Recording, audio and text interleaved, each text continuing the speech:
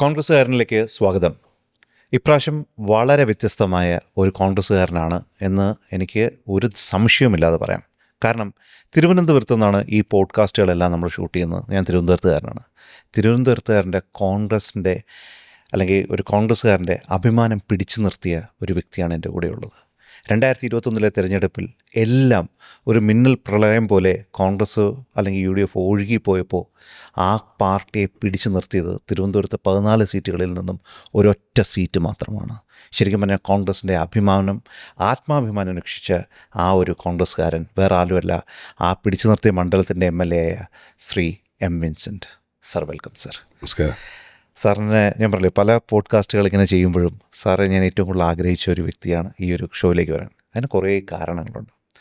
Sir നിയമസഭയിൽ ഉന്നയിച്ച ഒരു വാക്ക്, കരയാനും ഒരു മനസ്സ് വേണം.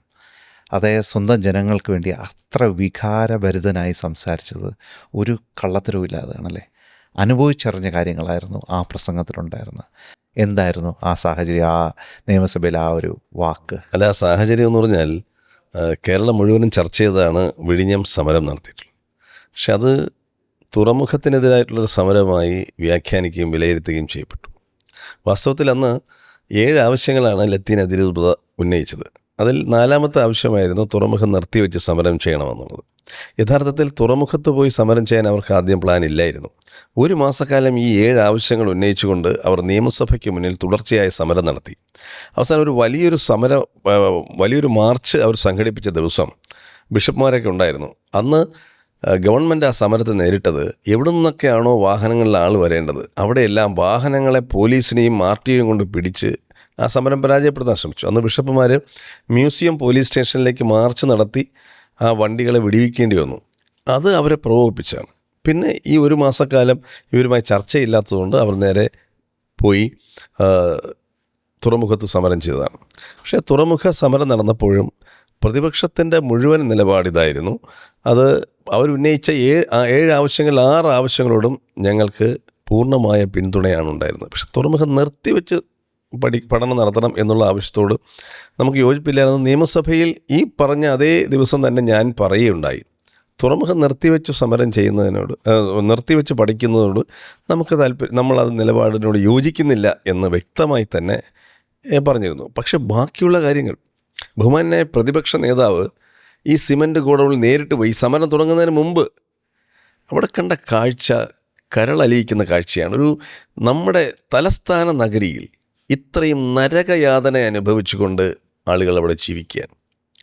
കോവിഡിൻ്റെ കാലത്ത് സാമൂഹ്യ അകലം പാലിക്കണമെന്ന് പറഞ്ഞ കാലത്ത് 100 കണക്കിന് കുടുംബങ്ങളാണ് ഒരു ചെറിയ സ്പേസിൽ, അച്ഛൻ, അമ്മ, മകൾ, പിന്നെ അമ്മുമ്മ, ഇങ്ങനെ എല്ലാം കൂടി ഒരു ചെറിയ സ്പേസിൽ ഈ 2 കോവിഡ് വർഷവും ആ ചെറിയ സ്പേസിൽ ജീവിച്ച് തീർത്തവരാണവർ. 2 ടോയ്ലറ്റാണുള്ളത്. ടോയ്ലറ്റാണെങ്കിൽ കതകില്ല. പെൺകുട്ടികൾ ടോയ്ലറ്റിലേക്ക് പോകുമ്പോൾ അമ്മമാർ ചെറിയൊരു മറയെടുത്ത് അവിടെ വെച്ചിട്ട് അവിടെ നിൽക്കും. കാരണം എന്താണ്? അതിന് കൊളുത്തുമില്ല, ഒന്നുമില്ല. രാത്രി മക്കൾ ഉറങ്ങുമ്പോൾ അമ്മമാർ എഴുന്നേറ്റിരിക്കും. അങ്ങനെയുള്ളൊരു സാഹചര്യത്തിലാണ് അതാണ് 1ാമത്തെ വിഷയമായി സമരം പറഞ്ഞിരിക്കുന്നത്. അപ്പോൾ ഈ വിഷയങ്ങൾ ഞങ്ങൾ പറയുമ്പോൾ അതിനെ പരിഹസിക്കുന്ന തരത്തിലാണ് ഞാൻ ഈ വിഷയം അവതരിപ്പിച്ചപ്പോൾ ഒരു പ്രതിപക്ഷ ഭരണകക്ഷി അംഗം പറഞ്ഞത്, ഇത് പറഞ്ഞ് കരയല്ലേ എന്ന്. അപ്പോൾ ഞാൻ പറഞ്ഞു, അതൊരു പരിഹാസ രൂപേണ പറഞ്ഞത്. അപ്പോൾ അതാണ്, കരയാനും ഒരു മനസ്സ് വേണ്ട. ഇത് കണ്ടാൽ ആർക്കാണ് കരയാതിരിക്കാൻ തോന്നുക? ഈ ഒരു സാഹചര്യം കണ്ടാൽ ആർക്ക് കരയാതിരിക്കാൻ തോന്നും? പ്രായപൂർത്തിയായ പെൺമക്കൾ, അച്ഛനും അമ്മയും കൂടി ഒരു ചെറിയ സ്പേസിൽ, ഒരു പഴയ സാരിയോ അതല്ലെങ്കിൽ ഏതെങ്കിലും തുണിയോ കൊണ്ട് മറച്ച ഒരു ചെറിയ സ്പേസിലാണ് കിടക്കുന്നത്. അങ്ങനെ ഇത് ശരിക്കും പറഞ്ഞാൽ ഇവർ കോവിഡിൻ്റെ കാലഘട്ടത്തിൽ വരുന്നതാണോ? അത് നേരത്തെ? അതിനു മുമ്പ് 4 വർഷമായി. അതായത് ഞങ്ങൾ ഈ വിഷയങ്ങൾ വരുന്നതിന് 4 വർഷം മുമ്പേ വന്നതാണ്. അപ്പോൾ ആ 2020-21 കാലഘട്ടത്തിലെ കോവിഡ് കാലഘട്ടത്തിലെല്ലാം അവരവിടെ ഉണ്ടായിരുന്നു. ഒരു മനുഷ്യാവകാശങ്ങളും ഇല്ലാത്ത വിധത്തിൽ അവരവിടെ ജീവിച്ചു തീർത്തു. അതാണ് നമുക്കങ്ങനെ പറയേണ്ടി വന്നത്. ഒരു MLA എന്നുള്ള രീതിയിൽ താങ്കളുടെ വീട്ടിൽ പോകുമ്പോഴും ഈ ജനങ്ങളുടെ കഷ്ടപ്പാടുകളും യാതനകളും താങ്കളെ വീട്ടിൽ പോകുമ്പോഴും അലട്ടിയിരുന്നു അല്ലേ? അല്ല, തീർച്ചയായും. ഇത് മാത്രമല്ല, നമ്മുടെ അവിടെ കർഷകരായിട്ടുള്ള ആളുകളുണ്ട്. എപ്പോഴും മഴ പെയ്തു കഴിഞ്ഞാൽ പെട്ടെന്ന് വെള്ളം കയറി കൃഷി നശിക്കും. വീണ്ടും കടം വാങ്ങി കൃഷി ചെയ്യും. കൃഷിയല്ലാതെ വേറൊരു മാർഗ്ഗമില്ല. അവർക്ക് മതിയായ നഷ്ടപരിഹാരം കൃത്യമായി കൊടുക്കുന്നില്ലായിരുന്നു. അതുപോലെ തന്നെ നെയ്ത്തുകാർ, പല നെയ്ത്തുകാർക്ക് സർക്കാർ യൂണിഫോം കൈത്തറിയിലാക്കിയപ്പോൾ അവർ സന്തോഷിച്ചു. പക്ഷെ എല്ലാവരും ആ കൈത്തറി സാരിയും മുണ്ടും നെയ്തിരുന്ന ആ കൈത്തറികളെല്ലാം അവർ യൂണിഫോം നെയ്യാൻ പറ്റിയ രീതിയിലേക്ക് അവർ ആൾട്ടർ ചെയ്തു കഴിഞ്ഞപ്പോൾ അവർക്ക് 3 മാസം പോയി ജോലി കിട്ടത്തുള്ളൂ. കാരണം LP സ്കൂളിലേക്ക് വേണ്ടുന്ന യൂണിഫോം 3 മാസം കൊണ്ട് എല്ലാവരും കൂടെ നെയ്ത് തീർക്കും. ബാക്കിയില്ല. അപ്പോൾ അത് ഹൈസ്കൂൾ വരെ ആക്കണമെന്ന് പറഞ്ഞിട്ട് ഇതുവരെയ്ക്കും ആക്കിയിട്ടില്ല. അപ്പോൾ അവർ പ്രതിസന്ധിയിലാണ്. അവർക്ക് കൂലി കൃത്യമായി കൊടുക്കുന്നില്ല, നൂല് കൃത്യമായി കൊടുക്കുന്നില്ല. അങ്ങനെയൊക്കെ എല്ലാം മത്സ്യത്തൊഴിലാളികൾ മാത്രമല്ല, മത്സ്യത്തൊഴിലാളികൾ അതുപോലെ തന്നെ ഈ നെയ്ത്ത് തൊഴിലാളികൾ, കർഷകർ എല്ലാവരും വലിയ പ്രശ്നത്തിലാണ്. അവരുടെ എല്ലാ വിഷയം ഞാൻ നിയമസഭയിൽ ഉന്നയിച്ചിട്ടുണ്ട്. അതായത് വളരെ അന്തരമുള്ള ഒരു കോൺസ്റ്റിറ്റ്യുവൻസി അല്ലെങ്കിൽ ഒരു മണ്ഡലമാണ് താങ്കളുടേത്, കോവളം എന്ന് പറയുന്നത്. ഒരു സൈഡിൽ ഭയങ്കര രാജ്യാന്തര വികസനം, ഒരു സൈഡിൽ കോവളം എന്ന് പറയുന്ന അന്താരാഷ്ട്രമായിട്ടുള്ളൊരു ടൂറിസം ഹബ്ബ്, എല്ലാവരും സെലിബ്രേറ്റ് ചെയ്യുന്ന ടൂറിസം ഹബ്ബ്. ഒരു മറുതട്ടത്തിൽ പാവങ്ങളിൽ പാവങ്ങളായാൽ നമ്മുടെ മുഖ്യമന്ത്രി പറയേണ്ട അതിദരിദ്ര കേരളത്തിലില്ലാന്ന്, പക്ഷേ അതിദരിദ്രർ പോലുമുള്ള ഒരു വലിയൊരു ജനസമൂഹം. എനിക്ക് തോന്നുന്നു മെജോറിറ്റിയും അതിദരിദ്രരായിരിക്കും, അല്ലെങ്കിൽ അങ്ങനെയുള്ളൊരു പോപ്പുലേഷനാണ് അവിടെ കൂടുതൽ. അപ്പോൾ ഈ അന്തരം ബാലൻസ് ചെയ്യാൻ ഭയങ്കര ബുദ്ധിമുട്ടില്ല. അതായത് ഒരു മണ്ഡലം എടുത്ത്, ഇപ്പോൾ തിരുവനന്തപുരം മണ്ഡലം എടുത്താൽ നമ്മൾ വികസനം മാത്രം ചിന്തിച്ചാൽ മതി, ചർച്ച ചെയ്താൽ മതി. അവിടെ അത് പോരല്ലേ? എല്ലാ വികസനമല്ല, ഓരോരുത്തരുടെയും ജീവിത നിലവാരം മെച്ചപ്പെടുത്തുന്നതിന് വേണ്ടിയിട്ടുള്ള പരിശ്രമങ്ങളാണ് ഉണ്ടാകേണ്ടത്. ഇപ്പോൾ തുറമുഖം വന്നത് ആ പ്രദേശത്തിൻ്റെ പ്രത്യേകത കൊണ്ടാണ് തുറമുഖം അവിടെ വന്നിട്ടുള്ളത്. ടൂറിസം എന്നത് അടുത്ത പ്രത്യേകത കൊണ്ടാണ്. പക്ഷേ ഇതിൻ്റെ പ്രയോജനം അവിടെ നാട്ടുകാർക്ക് ലഭ്യമാകണം. ഏറ്റവും പ്രധാനപ്പെട്ട കാര്യം, ഈ തുറമുഖം വന്നിട്ട് ആ തുറമുഖത്തിൻ്റെ പ്രയോജനം നാട്ടുകാർക്ക് കിട്ടാൻ സർക്കാരിൻ്റെ നിലപാടാണ് പ്രധാനം. എന്താണ് കാരണം എന്ന് പറഞ്ഞാൽ, ഇന്നിപ്പോൾ സർക്കാർ അവരുടെ നേട്ടങ്ങളുടെ പട്ടികയിൽ പറയുന്ന ഒന്നാമത്തെ കാര്യം വിഴിഞ്ഞം അന്താരാഷ്ട്ര തുറമുഖമാണ്. അതെ, നമുക്കെല്ലാം അറിയാവുന്ന പോലെ വിഴിഞ്ഞം തുറമുഖം ഉമ്മൻചാണ്ടി സാറിൻ്റെ കഠിനാധ്വാനത്തിൻ്റെ ഫലമായിട്ടാണ് ഉണ്ടായത്. അതിൻ്റെ DPR തയ്യാറാക്കുക, അതിൻ്റെ എൻവയോൺമെൻ്റൽ സ്റ്റഡി, ഇമ്പാക്റ്റ് സ്റ്റഡി പൂർത്തീകരിക്കുക, അത് അംഗീകാരം വാങ്ങുക, പിന്നെ സോഷ്യൽ ഇമ്പാക്റ്റ് സ്റ്റഡി, ഇതെല്ലാം നടത്തി അതിനെ തുടർന്നുണ്ടായ 100 കണക്കിന് കേസുകൾ, പ്രശ്നങ്ങൾ, ഇതെല്ലാം പരിഹരിക്കുക. പിന്നെ ഇതിനെതിരായിട്ട് ഗ്രീൻ ട്രൈബ്യൂണലിൽ പോയി കേസുകളുണ്ടായതെല്ലാം പൂർത്തീകരിച്ചു. ആ സമയത്തിൻ്റെ ഒരു പ്രാധാന്യം എന്ന് പറഞ്ഞാൽ, കുളച്ചലിൽ വേറൊരു തുറമുഖം വരാൻ പോവാണ് സെൻട്രൽ ഗവൺമെൻറ്റിൻ്റെ 20,000 കോടിയുടെ. ആ സെൻട്രൽ ഗവൺമെൻറ്റിൽ ഷിപ്പിംഗ് മന്ത്രിയായിരിക്കുന്ന പൊൻ രാധാകൃഷ്ണനായിരുന്നു അവിടുത്തെ MP. അവർക്ക് പെട്ടെന്ന് നടപ്പിലാക്കുക. പക്ഷെ അത് വന്നാൽ വിഴിഞ്ഞത്തിനൊരു പ്രസക്തിയുമില്ല, വിഴിഞ്ഞത്ത് വരത്തില്ല. അപ്പോൾ അത് വരുന്നതിന് മുമ്പ് കേസ് തീർക്കണം, ഈ നടപടിക്രമങ്ങളെല്ലാം പാലിക്കണം, ടെൻഡർ ചെയ്യണം. ഇതുകൊണ്ടാണ് ഇതിനെല്ലാ തടസ്സങ്ങളും അദ്ദേഹം വളരെ സൂക്ഷ്മതയോടുകൂടി ഇടപെട്ട് എല്ലാ തടസ്സങ്ങളും മാറ്റിയിട്ട് എഗ്രിമെൻ്റ് വെച്ചാൽ സ്വാഭാവികമായിട്ടും ആരുടെ ചുമതലയാണ്? കൺസഷനെയർ കമ്പനിയുടെ ചുമതലയാണ് അതെല്ലാം ചെയ്തത്. അവർ ചെയ്തു പോയി. ഇവിടെ ഗവൺമെൻറ് ചെയ്യേണ്ട ഒരു പാർട്ട് കൃത്യമായി ആ അഗ്രിമെൻറ്റിൽ പറഞ്ഞിട്ടുണ്ട്. ഒന്ന്, റോഡ് കണക്ടിവിറ്റി.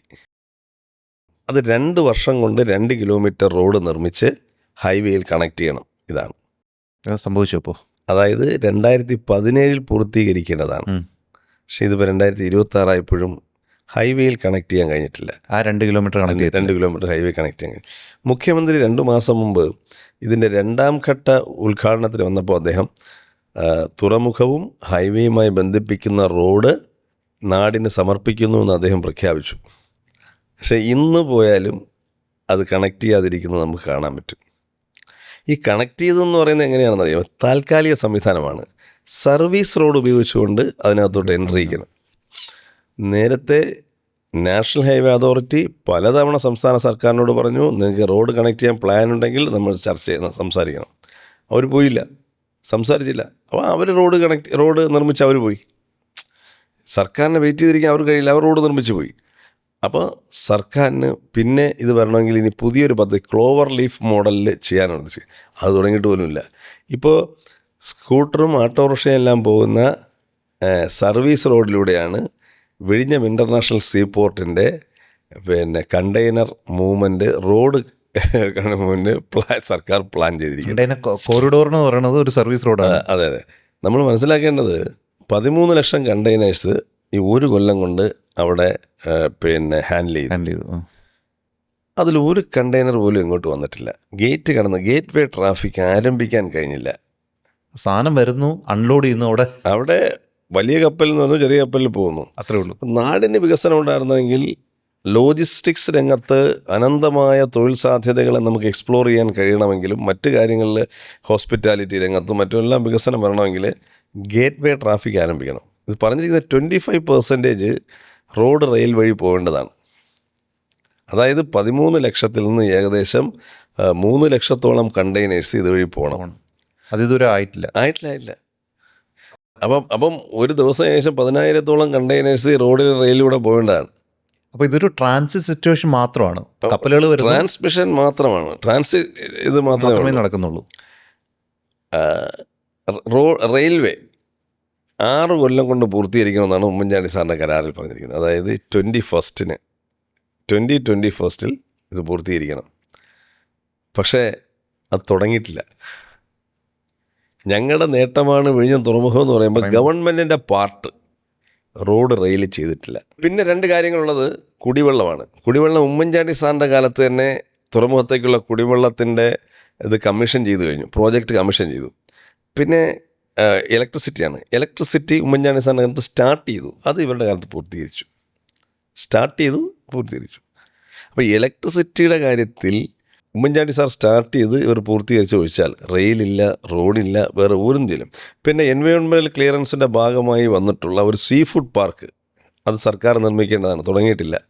ഫിഷിംഗ് ഹാർബർ, ഇതുമായി ബന്ധപ്പെട്ടൊരു ഫിഷിംഗ് ഹാർബർ ജനങ്ങൾക്കായി അന്നത്തെ എഗ്രിമെൻറ്റിൽ പറഞ്ഞത് അതായിട്ടില്ല. അപ്പം ഗവൺമെൻറ്റിൻ്റെ ഭാഗം ഒന്നും ചെയ്തിട്ടില്ല. അദാനി ചെയ്യുന്നതിൽ ഊറ്റം കൊണ്ടുകൊണ്ടിരിക്കുകയാണ്. ഇപ്പോൾ പറയുന്നു ഉമ്മൻചാണ്ടിയുടെ കരാർ പ്രകാരം 17 വർഷം കഴിഞ്ഞ് തുടങ്ങേണ്ട 2ാം ഘട്ടം ഞങ്ങളിപ്പോൾ തുടങ്ങിയതാണ്. യഥാർത്ഥത്തിൽ ഇപ്പം ഇവർ തുടങ്ങണ്ടെന്ന് പറഞ്ഞാൽ അദാനിക്ക് തുടങ്ങിയേ പറ്റൂ. കാരണം പുറം കടലിൽ കപ്പൽ ക്യൂ നിൽക്കുകയാണ്, അവർക്ക് ഡോക്ക് ചെയ്യാൻ പറ്റുന്നില്ല. പെട്ടെന്ന് അവർ തുടങ്ങി. അപ്പോൾ അതായത് ഒരു തിരഞ്ഞെടുപ്പ് മുന്നിൽ കണ്ടുകൊണ്ടോ അല്ലെങ്കിൽ ഒരു PR എക്സസൈസിൻ്റെ ഭാഗമായി മാത്രമാണ് ഇപ്പോഴും വിഴിഞ്ഞ് നിൽക്കുന്നത്. ചെയ്യാനുള്ളതല്ല, ആ കമ്പനി ചെയ്ത് നിൽക്കുന്നു. ഗവൺമെൻറ്റിൻ്റെ സൈഡിൽ നിന്ന് ശരിക്കും പറഞ്ഞാൽ ചെയ്യേണ്ട കാര്യങ്ങളൊന്നും തന്നെ അവർ പ്രാവർത്തികമായി ചെയ്തു. നമുക്കെല്ലാം അറിയാമല്ലോ, PPP പ്രോജക്റ്റുകളിലെല്ലാം ഇൻഫ്രാസ്ട്രക്ചർ ഡെവലപ്മെൻറ്റ് എന്ന് പറഞ്ഞാൽ സർക്കാരിൻ്റെ റെസ്പോൺസിബിലിറ്റിയാണ്. അത് ചെയ്തിട്ടില്ല.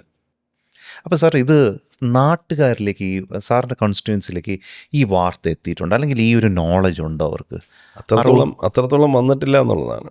അല്ല, അവർക്കറിയാമോ ഇങ്ങനെ ഇത് എത്തിയിട്ടില്ല, ഇതാണ് സത്യാവസ്ഥ എന്നുള്ള കാര്യം? അവരിലേക്ക് നമുക്ക് പ്രചരിപ്പിക്കാൻ കഴിഞ്ഞിട്ടില്ല എന്നൊരു വസ്തുതയാണ്. അതല്ലേ ആദ്യം മനസ്സിലാക്കേണ്ടത്. കാരണം നമ്മൾ മനസ്സിലാക്കുന്നതനുസരിച്ച് ഒരു കമ്പനി ഒരു ജോലി ഏൽപ്പിക്കുന്നു, ആ ജോലി കഴിഞ്ഞ് അവർ പോകുന്നു. പക്ഷേ അതിൻ്റെ നേട്ടം ജനങ്ങളിലേക്ക് വരേണ്ട ഒരു കണക്ഷൻ സർക്കാരാണ് ചെയ്യേണ്ടത്, അത് തൊട്ടിട്ടില്ല.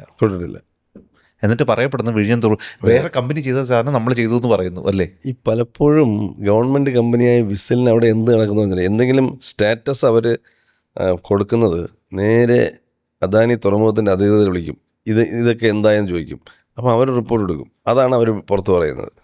ഇപ്പോൾ ഒരു സിംഗിൾ MLA നിന്നുകൊണ്ട്, അത് തിരുവനന്തപുരത്ത് തന്നെ, അല്ലെങ്കിൽ നമുക്ക് അംഗസംഖ്യ വഴി വളരെ ഈ ഫൈറ്റ് സാറിന് എത്രമാത്രം പേഴ്സണലി ക്ഷീണിതനാവുന്നു ഇങ്ങനെ ഒരു ഫൈറ്റ് ചെയ്തിട്ട്? ഒരു സാറ് ഇത് വ്യക്തിയല്ലല്ലോ, നമ്മളൊരു എന്നാലും ഞാൻ പറയുന്ന ഈ കേൾക്കുന്ന നമ്മളെ കൊണ്ട് കഴിയുന്ന രീതിയിൽ നമുക്ക് മുന്നോട്ട് പോകാൻ കഴിയുന്നുണ്ട്. അത് നമുക്കൊരു പ്രശ്നമല്ല. നമ്മൾ ഇതിനേക്കാൾ വലിയ നേതാക്കന്മാരെ കണ്ടേ നമുക്ക് മാതൃകയായിട്ടുള്ള ഉമ്മൻചാണ്ടി സാറിനെ പോലുള്ള നേതാക്കൾ, അദ്ദേഹം മൾട്ടി വേരിയസ് ആയിട്ടുള്ള ഇഷ്യൂസാണ് അദ്ദേഹം ഒരേ സമയം കൈകാര്യം ചെയ്യുന്നത്. അതുമായിട്ടെല്ലാം താരതമ്യം ചെയ്യുമ്പോൾ നമ്മൾ എന്താണ്? പക്ഷേ എങ്കിലും ഞാൻ ചോദിക്കുന്നത്, ഉമ്മൻചാണ്ടി സാർ എന്ന് പറയുമ്പോൾ ഒരു മുഖ്യമന്ത്രി കാൻഡിഡേറ്റ് അല്ലെങ്കിൽ ഒരു പ്രതിപക്ഷ നേതാവ് കുറച്ചും കൂടെ ഒരു ആക്കമുണ്ട്. അപ്പോൾ സാർ ഇപ്പം നിൽക്കുന്ന ഒരു കഴിഞ്ഞ ഒരു 5 വർഷം, ഞാൻ ആദ്യത്തെ 5 വർഷത്തെക്കുറിച്ച് പറഞ്ഞില്ല, പിന്നെയുള്ള 5 വർഷം ശരിക്കും പറഞ്ഞാൽ ഈ ഫൈറ്റ് അവഗണിക്കപ്പെട്ട് വരുന്നില്ലേ? കാരണം സാറിനെ പോലൊരു കാൻഡിഡേറ്റ് തിരിച്ച് വന്ന് ഇതൊക്കെ ട്രേസ് ചെയ്യും എന്നുള്ള ഭയത്തിൻ്റെ പേരിൽ പോലും പല അവഗണനകളും സർക്കാരിൻ്റെ ഭാഗത്തുനിന്ന് സാറെന്ന് പറയുന്ന MLAയുടെ സ്ഥലത്തിലേക്ക് വന്നിട്ടുണ്ടോ? സർക്കാരിൻ്റെ ഭാഗത്തുനിന്ന് വലിയ രീതിയിലുള്ള അവഗണനകൾ വന്നിട്ടുണ്ട്. നിവൃത്തിയില്ലാത്ത ചില കാര്യങ്ങളാണ് നമുക്ക് അനുവദിച്ചിട്ടുള്ളത്. ഇപ്പോൾ ഒരു റോഡ് വരുന്നു, ഒരു ഭരണകക്ഷി MLAയുടെ റോഡ് വന്ന് അതിനിടയ്ക്ക് എൻ്റെ ഭാഗമാണ്, എൻ്റെ കോൺസ്റ്റിറ്റ്യുവൻസി കോവളം കോൺസ്റ്റിറ്റ്യുവൻസി വരികയാണെങ്കിൽ ഭരണകക്ഷി MLAയുടേത് എവിടെയാണോ തീരുന്നത് അവിടെ വെച്ച് അങ്ങ് റോഡ് നിർത്തുകയാണ്. ഇപ്പം നേമം കോൺസ്റ്റിറ്റ്യുവൻസിയിലെ ഒരു റോഡ് നമ്മളെ പാച്ചല്ലൂരിൽ നിന്ന് വരുന്നു, അത് കോളിയൂരെത്തി, കോളിയൂരിന് ശേഷം എൻ്റെ കോൺസ്റ്റിറ്റ്യുവൻസിയാണ്, കോളിയൂർ വെച്ച് നിർത്തുകയാണ്. ഇപ്പോൾ കാട്ടാക്കട MLA-യുടേത് പള്ളിച്ചൽ നിന്ന് വരുമ്പോൾ പകലൂരിലേക്ക് വരുന്ന റോഡ് എവിടെയാണ് അവരുടെ തീരുന്നത് അവിടെ വെച്ചങ്ങ് നിർത്തുകയാണ്. ഈ റോഡ് ഇവിടെ എത്തിയാലല്ലേ ഇപ്പം നേമത്ത് താമസിക്കുന്ന ഈ പാച്ചല്ലൂർ താമസിക്കുന്ന ആൾക്ക് വെങ്ങാനൂർ പോകണമെങ്കിൽ കോളീർ വരെ നല്ല റോഡിൽ പോയിട്ട് ബാക്കിയുള്ള മോശമുള്ള റോഡിൽ പോയിട്ടുള്ള കാര്യമുണ്ടോ? എൻ്റേത് പഴയ MLA-യുടെ പറയലിട് അല്ലേ. അപ്പം സാർ ഞാൻ പറയുന്നത് ഈ ഫൈറ്റ് സാറിന് എത്രത്തോളം, ഞാൻ പറയുന്നത് ജനങ്ങളിലേക്ക്, കാരണം സാധാരണക്കാരായ ജനങ്ങളിലേക്ക് ഇത് വോട്ടായി മാറണമെങ്കിലും സാറിൻ്റെ ഞാൻ പറയുന്നത് പലപ്പോഴും ആ ഒരു സിൻസിയറിറ്റി അല്ലെങ്കിൽ ആത്മാർത്ഥത പുറത്ത് കൊണ്ടുവരാൻ എനിക്ക് മനസ്സിലാവുന്നില്ല സാറിന് എങ്ങനെ. ഞാൻ കുറേ പേരുടെ പോഡ്കാസ്റ്റ് ചെയ്തിട്ടുണ്ട്, പക്ഷേ ഇങ്ങനൊരു അവസ്ഥ ഇത്രയും അന്താരാഷ്ട്ര ശ്രദ്ധ ആകർഷിച്ച ഒരു മണ്ഡലത്തിലെ MLA ആയിരുന്നിട്ട് സർക്കാരിൻ്റെ സ്ഥലത്തുനിന്ന് യാതൊരുവിധ സഹായം കിട്ടില്ല എന്ന് മാത്രമല്ല അവഗണനയും കൂടെ, എങ്ങനെയാണ് ഈ ഫൈറ്റ് സാർ മുന്നോട്ട് കൊണ്ടുവന്നത്? തീർച്ചയായും നമുക്ക് സർക്കാരിൻ്റെ ഭാഗത്തുനിന്നൊരു സഹായമല്ല, പക്ഷേ ജനങ്ങളിൽ നിന്ന് നമുക്ക് നല്ല ഊർജവും പോസിറ്റീവായിട്ടുള്ള പിന്തുണയും ലഭിക്കുന്നു എന്നുള്ളതാണ് നമുക്കിത് മുന്നോട്ട് കൊണ്ടുപോകാനുള്ള നമ്മുടെ ഒരു കരുത്തായിട്ട് ഞാൻ കാണുന്നത്. അവരുമായിട്ടുള്ള നമ്മളെ കമ്മ്യൂണിക്കേഷനാണ് നമുക്ക് ഏറ്റവും വലിയ ഊർജം. അത് ഞാൻ നിരന്തരമായി ചെയ്യുന്നുള്ളത് കൊണ്ട് എനിക്ക് ഈ ക്ഷീണമൊന്നും അറിയുന്നില്ല എന്നുള്ളതാണ്. സാർ ഇങ്ങോട്ട് കയറി വന്നപ്പോൾ പറഞ്ഞു എൻ്റെ ഡ്രസ്സൊക്കെ ഭയങ്കര മുഷിഞ്ഞതാണ് ഈ ഇൻ്റർവ്യൂവിലിരിക്കാൻ. സാർ ഒരിക്കലും അങ്ങനെയുള്ള കാര്യങ്ങളൊന്നും ശ്രദ്ധിച്ചിട്ടില്ലല്ലേ? അല്ല, ഞാൻ രാവിലെ ഒരു ഷർട്ട് മുണ്ട് കൊടുത്താൽ പിന്നെ രാത്രി വരുന്നവരെ അത് തന്നെയാണ്. പലരും രണ്ട് വസ്ത്രം മാറും എന്നൊക്കെ പറഞ്ഞിട്ടുണ്ട്. പക്ഷേ ചിലർ വണ്ടിയിൽ മുഴുവൻ തേച്ച ഉടുപ്പുകളുടെ പേസ് വെച്ചിട്ടുണ്ടെന്ന് ഞാൻ കേൾക്കുന്നു. ഇതൊക്കെ പറയുമ്പോഴും ഞാനൊരു വീഡിയോ സാറിനെ കണ്ടായിരുന്നു. അതായത് ഇദ്ദേഹമാണ് MLA എന്ന് പറഞ്ഞ ഫേസ്ബുക്കിൽ കുറേ നാൾക്ക് മുമ്പാണ്. സാറൊരു സ്റ്റേഡിയോ അല്ലെങ്കിൽ ഒരു പുറംപൊഴി ഇങ്ങനെ നടന്നു വരുമ്പോൾ കുറച്ച് പിള്ളേർ ക്രിക്കറ്റ് കളിക്കുന്നുണ്ടായിരുന്നു. സാറ് അവിടെ നിന്ന് ബാറ്റ് വാങ്ങിച്ച് അവരൊരു ക്രിക്കറ്റ് കളിച്ചു എന്ന് പറയുന്നത്. ഇങ്ങനെയാണോ സാറിൻ്റെ ഒരു ജീവിതത്തിൽ? അതല്ല, ക്രിക്കറ്റ് ഞാൻ എൻ്റെ സ്കൂൾ കാലത്തൊക്കെ ക്രിക്കറ്റ് കളിച്ചിട്ടുള്ളതാണ്. അപ്പോൾ ക്രിക്കറ്റിൻ്റെ ഒരു സ്പിരിറ്റ് നമ്മുടെ മനസ്സിലുണ്ട്. ഇപ്പോൾ കളിക്കാൻ പല കാരണങ്ങളുണ്ട്, പറ്റാതെ പോകുന്നതാണ്. അപ്പോൾ അങ്ങനെ കാണുമ്പോൾ നമുക്കൊരു കൗതുകത്തിന് ഒന്ന് കളിച്ച് നോക്കാനൊക്കെ നമ്മൾ ഒരു MLA എന്ന് പറയുന്ന സ്ഥാനത്തിനപ്പുറത്തേക്ക് അപ്പോഴേ ഒരു കുട്ടിയായി മാറുകയാണല്ലേ? വാസ്തവത്തിൽ ഞാനൊരു നിയമസഭാംഗമായി മാറുന്നത് മുതൽ, ആ നിമിഷം മുതൽ ഞാൻ വേറൊരു തലത്തിലേക്ക് എത്തി എന്നൊരു ചിന്ത ഒരിക്കലും എന്നെ ബാധിച്ചിട്ടില്ല. ഞാൻ എന്തായിരുന്നോ അത് തന്നെയാണ് പോകുന്നത്. പുതിയ കുറേ ഉത്തരവാദിത്തങ്ങൾ നിർവഹിക്കുന്നു എന്നുള്ളതല്ലാതെ എൻ്റെ ജീവിത രീതിയിലോ ശൈലിയിലോ ജനങ്ങളുള്ള പെരുമാറ്റത്തിലോ ഒരു മാറ്റവും ഒരു ബോസ് എന്ന നിലയിൽ അല്ലെങ്കിൽ ഒരു സുപ്പീരിയർ എന്ന നിലയിൽ എനിക്കത് വന്നിട്ടില്ല. ഞാനിനി ഏത് വലിയ സ്ഥാനങ്ങളിൽ എത്തിയാലും ഈ ജീവിത രീതിയും ശൈലിയും കാരണം ഞാൻ വളരെയേറെ കഷ്ടപ്പാടുകളും പ്രയാസങ്ങളും അനുഭവിച്ച് വളർന്നു വന്ന ആളാണ്. ഒരുപാട് പ്രയാസങ്ങൾ അനുഭവിക്കുന്നവരുടെ നടുവിൽ നിന്നയാളാണ്. അത് എൻ്റെ മനസ്സിലുണ്ട്. എനിക്ക് വലിയ രീതിയിൽ ഒരിക്കലും ചേഞ്ച് ചെയ്യാൻ എനിക്ക് പറ്റത്തില്ല. അത് എങ്ങനെ പോകാൻ കഴിയുള്ളൂ, ഒരു രീതിയിലും അത് മാറാൻ പറ്റില്ല. ഞാൻ പറയുകയാണെങ്കിൽ നമ്മൾ പണ്ട് MLA അല്ലെങ്കിൽ ഇപ്പോഴും MLA എന്ന് പറയുമ്പോൾ അയാൾ ധനാധ്യനായ ഒരാളായിരിക്കും, അല്ലെങ്കിൽ അയാൾക്ക് ഇങ്ങനെ MLA ആയില്ലേ ഇനി എന്താണ്, അതൊരു പ്രിവിലേജ് നമ്മൾ അറിഞ്ഞ. ഞാൻ മനസ്സിലാക്കുന്നിടത്തോളം വളരെ പേഴ്സണലി ഞാൻ സാറിനോട് ചോദിച്ചാൽ, സാറിന് ഇപ്പോഴും കുറേ സാമ്പത്തിക ബാധ്യതകൾ ഉള്ളൊരാളാണല്ലേ? ബാധ്യതകളൊക്കെ ഉണ്ട്, ധാരാളം ബാധ്യതകളുണ്ട്. അതെല്ലാം തന്നെ മറച്ചു വെച്ചുകൊണ്ട് തന്നെയാണ് ഈ, അതായത് വേണമെങ്കിൽ അതൊന്നും കാണിക്കാതെ നടക്കാം, പക്ഷേ സാർ അതെല്ലാം ഇങ്ങനെ ഒതുക്കി വെച്ച് സാറിൻ്റെ രീതിയിൽ പോസിറ്റീവായിട്ട് പോകുന്നു. അപ്പം രാഷ്ട്രീയത്തിൽ നിന്നും ഒരു സാമ്പത്തിക നേട്ടം അങ്ങനെ ഒന്നും പ്രതീക്ഷിക്കുകയോ അതൊന്നും മനസ്സിലാക്കുകയോ ചെയ്യാതെയാണ് സാർ മുന്നോട്ട് പോകുന്നത്. അല്ലാതെ എങ്ങനെയാണ് ഒരു പൊതുരംഗത്ത് നിൽക്കുമ്പോൾ സാമ്പത്തികം ഉണ്ടാവുന്നതെന്ന് എനിക്ക് ഇന്നും മനസ്സിലായിട്ടില്ല. അത് പലരുടെയും സംശയമാണ്, എങ്ങനെ ഉണ്ടാവും എന്ന് മനസ്സിലായിട്ടില്ല. പക്ഷെ നമ്മൾ ഇതുകൊണ്ട് ജീവിക്കും. എൻ്റെ ഫാമിലിയും അതുപോലെ തന്നെ ഇതുമായിട്ട് താതാമ്യം പ്രാപിച്ചു പോകാൻ കഴിയുന്നുണ്ട്. അവർക്ക് വലിയ ആംബിഷനൊന്നുമില്ല.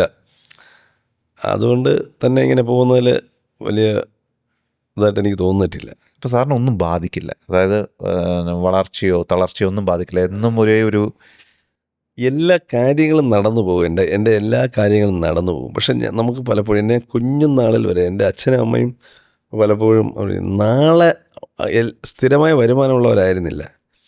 നാളത്തെ കാര്യം എങ്ങനെ എന്നവർ ചിന്തിച്ചിരുന്നു. അപ്പം അതായത് ഇന്ന് രാത്രി ഭക്ഷണം കഴിച്ച് കഴിഞ്ഞാൽ നാളെ അരി വാങ്ങാൻ എങ്ങനെ പൈസ ഉണ്ടാവും, നാളെ എങ്ങനെ ചെയ്യും എന്നവർ പരസ്പരം സംസാരിക്കുന്നത് ഞാൻ കേട്ടിട്ടുണ്ട്.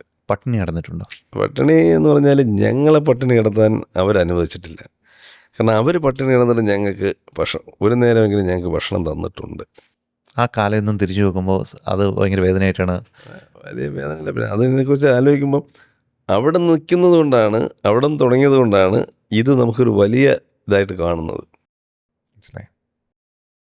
അപ്പം അങ്ങനെ ഒരു വലിയ എൻ്റെ അടുത്തൊരു സഹപ്രവർത്തകൻ പറഞ്ഞ കാര്യമാണ്, ദീപു പണ്ട് എല്ലാവരും വിഷമിച്ചിരിക്കണം, KSU അല്ലെങ്കിൽ യൂത്ത് കോൺഗ്രസ് കാലത്ത് എല്ലാവരും വിഷമിച്ചിരിക്കുന്നത്, ആരെങ്കിലും പൈസ ഇല്ല, ഒരു ഭക്ഷണം കഴിക്കണം എന്ന് പറഞ്ഞിരിക്കുന്ന അവസ്ഥയിൽ സാർ എവിടെ നിന്നെങ്കിലും വരുമെന്ന്, എടാ ഒരു 100 രൂപ കിട്ടിയിട്ടുണ്ട്, ബാ നമുക്ക് ദോശ കഴിക്കാമെന്ന് പറഞ്ഞ് അവിടെയുള്ളവരെല്ലാവരെയും ആ 100 രൂപയിൽ കുറച്ചെങ്കിലും കുറച്ച് ഊട്ടി കൊണ്ടുവരുന്ന ഒരു പാരമ്പര്യമാണ് രാഷ്ട്രീയപരമായിട്ട് സാർ. അന്ന് ഞങ്ങൾ KSU ആയിരിക്കുമ്പോൾ ഞങ്ങൾ നേരിടുന്ന ഏറ്റവും വലിയ വെല്ലുവിളി ഉച്ചഭക്ഷണം എങ്ങനെ കഴിക്കും എന്നുള്ളതാണ്. ഞങ്ങളിത് KSU പ്രവർത്തനം നടത്തി എവിടെയെങ്കിലും ഒരിടത്ത് കൂടും, ആ കൂടുന്ന സമയത്ത് എങ്ങനെ ഭക്ഷണം കഴിക്കും എന്നുള്ളതാണ് പലപ്പോഴും വലിയ വെല്ലുവിളി. അത് അങ്ങനെ വരുമ്പോൾ ആരെങ്കിലും നമ്മുടെ സഹപ്രവർത്തകരോ സുഹൃത്തുക്കളോ ആരെങ്കിലും ഈ എല്ലാ ദിവസവും ഉള്ള മെമ്പേഴ്സ് അല്ല, വല്ലപ്പോഴൊക്കെ കാണുന്നവർ വരുമ്പോൾ അവരിൽ നിന്നാണ് പൈസ വാങ്ങും. എല്ലാ ദിവസവും ഉള്ളത് ഒന്നും കാണത്തില്ല. എല്ലാ ദിവസവും KSU പ്രവർത്തനം നടത്തി നിൽക്കുന്ന ആളുകളുടെ ഒന്നും കാണത്തില്ല. വല്ലപ്പോഴൊക്കെ വന്ന് പോകുന്നവരുടെ നിന്ന് പൈസ കാണും, അത് വാങ്ങി ഷെയർ ചെയ്ത് കഴിക്കുക എന്നുള്ളതാണ് പലപ്പോഴും ഉണ്ടായിട്ടുള്ളത്. യൂണിവേഴ്സിറ്റി ക്യാൻറ്റീനിലെ ഊത്തപ്പം, മുണിയൻ ഊത്തപ്പം, നമ്മൾ അത് തന്നെ ഈ പൈസ ചാർജ് കുറഞ്ഞ വില കുറഞ്ഞ ഭക്ഷണങ്ങളുണ്ട്, മനസ്സിലായി, അതൊക്കെ നമ്മൾ സെലക്ട് ചെയ്ത് അഡ്ജസ്റ്റ് ചെയ്ത് മുന്നോട്ട്. സമരം ചെയ്തും അടികൊണ്ടും പോസ്റ്റർ ഒട്ടിച്ചും തൊണ്ടകേറി മുദ്രാവാക്യം വിളിച്ചും എല്ലാ രീതിയിലും അടിത്തറയുള്ളൊരു രാഷ്ട്രീയക്കാരനായിട്ടാണ് സാർ ഇപ്പോഴും നിൽക്കുന്നത്. അതുകൊണ്ട് സാറിനെ ഒന്നും ബാധിക്കില്ല എന്നാണ് എനിക്ക് ഈ സംസാരത്തിൽ കുറച്ച് ചുരുങ്ങിയ സമയം കൊണ്ട് മനസ്സിലായത്. ഇനി ഒരു MLA എന്നുള്ള രീതിയിൽ ഭരണത്തിലേക്ക് വരുന്ന അടുത്തൊരവസ്ഥയിൽ വരുമ്പോൾ സാറിന് എന്തൊക്കെ കാര്യങ്ങൾ ഈ സാർ പറഞ്ഞ ഒരു കമ്പനിയോടെ വിഴിഞ്ഞ അന്താരാഷ്ട്ര പോർട്ടുണ്ട്, പക്ഷേ അതിനൊക്കെ സാധാരണക്കാരായിട്ട് കണക്ട് ചെയ്തിട്ടില്ല, ടൂറിസം മേഖലയുണ്ട്, അതിൻ്റെ ഒരു ഗുണഭോക്താക്കളാകാൻ സാധാരണക്കാർക്ക് പറ്റിയിട്ടില്ല, ഈ ഒരു കണക്ഷൻ കൊണ്ടുവരാൻ സാറിനൊരു പ്ലാൻ ഇനിയുണ്ട്? സാർ കഴിഞ്ഞ പ്രാവശ്യം വരെ ചെയ്തിരുന്ന വികസനങ്ങൾ പോരാടി നേടിയ വികസനങ്ങളാണെന്ന് ഞാൻ മനസ്സിലാക്കുന്നു. പക്ഷേ ഇനി തുടർന്ന് വരുമ്പോൾ കുറച്ചും കൂടെ ഊർജ്ജം അല്ലെങ്കിൽ കരുത്തോടു കൂടി എന്തൊക്കെയാണ് സാറിൻ്റെ ഒരു പ്ലാനായിട്ട് വരുന്നത്? അല്ല, നമ്മളെ കഴിഞ്ഞ 10 വർഷക്കാലം ഒരു ബാരിയറായി നിന്നിട്ടുള്ളത് നമ്മളോട് ഒരു നെഗറ്റീവായി നിൽക്കുന്ന ഒരു ഗവൺമെൻറ്റാണ്. പക്ഷെ നമുക്ക് അനുകൂലമായൊരു സർക്കാർ വരുമ്പോൾ നമ്മൾ മനസ്സിൽ കാണുന്ന പദ്ധതി നമുക്ക് മണ്ണിൽ പ്രാവർത്തികമാക്കാൻ കഴിയുമെന്നുള്ളതാണ് നമ്മുടെ ആത്മവിശ്വാസം. പൊന്നുവിളയിക്കാൻ കഴിയും. തീർച്ചയായും നമുക്ക് നല്ല രീതിയിൽ വികസന പദ്ധതികൾ കൊണ്ടുവരാൻ സാധിക്കും. ഒരു പോസിറ്റീവായിട്ടുള്ള ഗവൺമെൻറ് ഉണ്ടാകണമെന്ന് മാത്രമേ ഉള്ളൂ. ആസ് ഇറ്റ് ഈസ് നമുക്ക് എന്തെല്ലാമാണ് വേണ്ടതെന്നതിനെ കുറിച്ച് നമുക്ക് ക്ലിയർ ആയിട്ട് അറിയാം. അത് സ്ട്രോങ് ആയി മുന്നോട്ട് കൊണ്ടുപോകും. സാർ അപ്പം അതെന്ന് പറയുമ്പോൾ കുടിവെള്ളം മുതൽ അടിസ്ഥാന സൗകര്യങ്ങളായ റോഡുകൾ, കുടിവെള്ളത്തിൽ നമ്മൾ കുറേയേറെ നമുക്ക് മുന്നോട്ട് പോകാൻ കഴിഞ്ഞിട്ടുണ്ട്. പക്ഷേ ഇനിയും കുറച്ചുകൂടെ നമുക്ക് മുമ്പോട്ട് പോകാൻ ആവശ്യമുണ്ട്. ആരോഗ്യരംഗത്ത് വലിയ മാറ്റങ്ങൾ കൊണ്ടുവരേണ്ടതുണ്ട്. നമ്മുടെ പ്രദേശങ്ങളിലൊക്കെ ഈ നമ്മുടെ കിഡ്നി രോഗികൾ ധാരാളമായുണ്ട്. പക്ഷേ അവർക്കൊരു ഡയാലിസിസ് യൂണിറ്റ് ആരംഭിക്കുക എന്നുള്ളതും അത് താലൂക്ക് ആശുപത്രി സ്റ്റാറ്റസ് ഉള്ളതിന് മാത്രമേ കൊടുക്കൂ. നമുക്ക് താലൂക്ക് ആശുപത്രി സ്റ്റാറ്റസ് ഇല്ല. ഒന്നുകിൽ കമ്മ്യൂണിറ്റി ഹെൽത്ത് സെൻറ്ററിന് അത് കൊണ്ടുവരിക, അതല്ലെങ്കിൽ ഏതെങ്കിലും ഒരു ഹോസ്പിറ്റലിനെ താലൂക്ക് ഹോസ്പിറ്റലിൻ്റെ സ്റ്റാൻഡേർഡിലേക്ക് മാറ്റി കൊണ്ടുവരിക, ആ സ്റ്റാറ്റസിലേക്ക് മാറ്റിയിട്ട് അവിടെ ഡയാലിസിസ് യൂണിറ്റ് കൊണ്ടുവരിക എന്ന് നമ്മുടെ ലക്ഷ്യമാണ്. അതുപോലെ തന്നെ ഞാൻ പലപ്പോഴും സ്ഥലം ഇല്ലാത്തതുകൊണ്ട് ഒരു സ്റ്റേഡിയം നിർമ്മിക്കുക എന്നുള്ളത് നമ്മുടെ ഒരു സ്വപ്നമാണ്. അത് ഞാൻ പല യോഗങ്ങളിലും പഞ്ചായത്ത് പ്രസിഡന്റുമാരിക്കുന്ന യോഗം നമുക്ക് സ്ഥലം തന്നാൽ നമുക്ക് പണിത് തരാം എന്ന് നമ്മൾ പറഞ്ഞിട്ടുണ്ട്. പക്ഷേ UDF ഞാൻ സ്റ്റേഡിയത്തിന് വേണ്ടി തുടർച്ചയായ എല്ലാ ബഡ്ജറ്റുകളിലും സ്ഥലം വാങ്ങി സ്റ്റേഡിയം നിർമ്മിക്കാൻ വേണ്ടിയുള്ള പ്രപ്പോസൽ ബഡ്ജറ്റിന് മുമ്പായിട്ട് MLAമാരോട് 20 പ്രപ്പോസൽ ചോദിക്കും. ഞാൻ തുടർച്ചയായിട്ട് കൊടുക്കുന്ന ഒരു പ്രപ്പോസലാണ് സ്റ്റേഡിയം പണിയുന്നതിന് വേണ്ടി സ്ഥലം വാങ്ങി. അത് തീർച്ചയായും UDF സർക്കാർ വരികയാണെങ്കിൽ സ്റ്റേഡിയം വന്നിരിക്കും. UDF സർക്കാർ വന്നാൽ ഉറപ്പായിട്ട് സ്റ്റേഡിയം കോവളത്ത് വന്നിരിക്കും. അക്കാര്യത്തിൽ യാതൊരു സംശയവുമില്ല. സ്റ്റേഡിയം ഏറ്റവും പ്രധാനം. അതുപോലെ തന്നെ ഓപ്പൺ ജിംനേഷ്യങ്ങൾ, പാർക്കുകൾ, ഈ കാര്യങ്ങളെല്ലാം കൊണ്ടുവരിക. പിന്നെ കുടിവെള്ളം,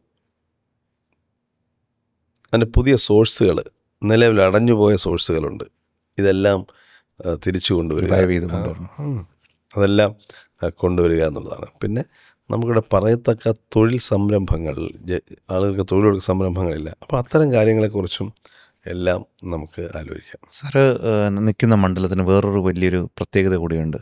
ഒരു മഴ വന്നാൽ കരച്ചിലുകൾ കാണുന്നത് തീരദേശത്താണ്. അത് എത്ര ഗവൺമെൻറ്റിനും എത്ര സംഭവത്തിനും ഇതുവരെ പിടിച്ചു നിർത്താൻ കഴിയാത്ത ഒരു ദുരിതമാണ്. അത് പലരും സംഭവം. നമ്മുടെ മഴ വരുമ്പം പത്രങ്ങളിലെല്ലാം ആദ്യം കാണുന്നത് കുറേ മത്സ്യത്തൊഴിലാളികളായ സ്ത്രീകൾ വീട് വിട്ട് ഇറങ്ങി ഓടി ഒന്ന് കരയുന്നതാണ്. ഈ കരച്ചിലിന് ഇതുവരെ ഒരു അന്ത്യം കാണാൻ പറ്റിയിട്ടില്ല.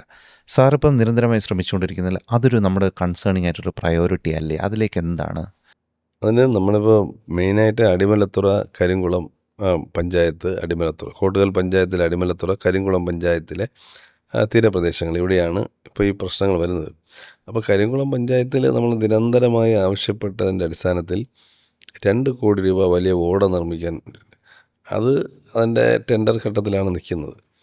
അപ്പോൾ ആ ഓട നിർമ്മിച്ചു കഴിഞ്ഞാൽ ഈ വെള്ളം നേരെ നമുക്ക് കരിച്ചൽ കായലിലേക്ക് കൊണ്ടുവിടാൻ പറ്റും. അവിടെ ഒരു പരിഹാരം നമുക്ക് കാണാൻ കഴിയും. പിന്നെ അവിടുത്തെ ഒരു ട്രോപ്പോഗ്രഫി എന്ന് പറഞ്ഞാൽ സീ ബെഡ് ഉയർന്നും നമ്മുടെ കരഭാഗം താഴ്ന്നുമാണ് കിടക്കുന്നത്. അപ്പോൾ ഇത് കടലിലേക്ക് ഒഴുകി പോകാനുള്ളൊരു സാധ്യത കുറവാണ്. പിന്നെ നമ്മുടെ തീരദേശത്തുള്ള റോഡുകൾ, 2 റോഡുകൾക്കും ഇടയ്ക്ക് വെള്ളം ഒഴുകി പോകാൻ സ്ഥലമല്ല. അപ്പോൾ വെള്ളം അവിടെ ഒന്ന് കെട്ടി നിൽക്കും. പിന്നെ ആളുകൾ അവരുടെ പൈസയൊന്നുമില്ല, അപ്പോൾ ചെറിയ ചെറിയ വീടുകളൊക്കെ അവിടെ ഇവിടെ ആയിട്ട് വയ്ക്കും. വെള്ളം ഒഴുകി പോകാനുള്ള സ്ഥലം നോക്കിയിട്ടല്ല, പ്ലാൻ ചെയ്തല്ലല്ലോ ചെയ്യുന്നത്. ഉള്ള പൈസയ്ക്ക് അവർ ചെറിയ വീട് വയ്ക്കും. വീട് വയ്ക്കുമ്പോൾ ചിലപ്പോൾ വെള്ളം ഒഴുകി പോകാൻ പറ്റാത്ത സ്ഥലമായിരിക്കും. അങ്ങനെയൊക്കെയുള്ള പലവിധ പ്രശ്നങ്ങൾ അവിടെയുണ്ട്. പക്ഷേ എങ്കിലും ഇത് വരുന്നതോടുകൂടി ഇത് പോകും. ഞാൻ MLA ആയതിനു ശേഷം വെള്ളക്കെട്ടുണ്ടാകുമ്പോൾ പമ്പ് ചെയ്ത് കളയുന്നതിന് വേണ്ടി നമ്മളൊരു 10 പമ്പുകൾ ഈ 2 പഞ്ചായത്തിനായിട്ട് വാങ്ങിക്കൊടുത്തിരുന്നു. പക്ഷെ അതൊന്നും ശാശ്വതമായ പരിഹാരമല്ല. പക്ഷേ സാറ് നേരത്തെ കുറേ മോഡലുകൾ മനസ്സിലുണ്ടെന്ന് പറഞ്ഞു. അതിലൊരു മെയിൻ ഒരു കൺസേൺ ഇതല്ലേ? അതിതാണ് ഈ വെള്ളക്കെട്ട് പരിഹാരം. ഒന്ന്, ഈ മുകളിൽ നിന്ന് വരുന്ന വെള്ളം, ആ വെള്ളം ഈ തീരത്തേക്ക് വരാതെ ഡ്രെയിൻ നിർമ്മിച്ച് മറ്റെവിടെയെങ്കിലും കൊണ്ട് കായലിലോ മറ്റോ കൊണ്ടുവിടാൻ പറ്റുക എന്നുള്ള അതൊന്ന് പ്രധാനം. പക്ഷെ അതിനൊക്കെ നമ്മളോടൊപ്പം നിൽക്കാനൊരു സർക്കാർ വേണം. നമ്മളെ പോകുമ്പോൾ അതായിട്ട് നിൽക്കരുത്. അപ്പോൾ സാറിൻ്റെ ഈ ഒരു മോഡലുകളും ഈ പരിഷ്കാരങ്ങളും എല്ലാം തന്നെ മുന്നോട്ട് വരുമ്പോഴത്തേക്ക് സാർ ഈ പറയുമ്പോൾ അടുത്തൊരു 5 വർഷം കഴിയുമ്പോൾ നമ്മൾ ഇങ്ങനെ ഇരിക്കാൻ വരുമ്പോൾ നമ്മുടെ ഒരു സർക്കാരാണ്, അല്ലെങ്കിൽ കോൺഗ്രസ് സർക്കാരാണെങ്കിൽ ഇതൊരു 80% പരിഹരിക്കാൻ പറ്റുമെന്നുള്ളൊരു കോൺഫിഡൻസും ആത്മവിശ്വാസം? തീർച്ചയായും. ഞാനിപ്പോൾ തന്നെ പല രൂപത്തിലുള്ള തന്ത്രങ്ങളൊക്കെ നടപ്പിലാക്കിയിട്ടാണ് കുറേയെങ്കിലും പ്രോജക്റ്റുകൾ കൊണ്ടുവരുന്നത്.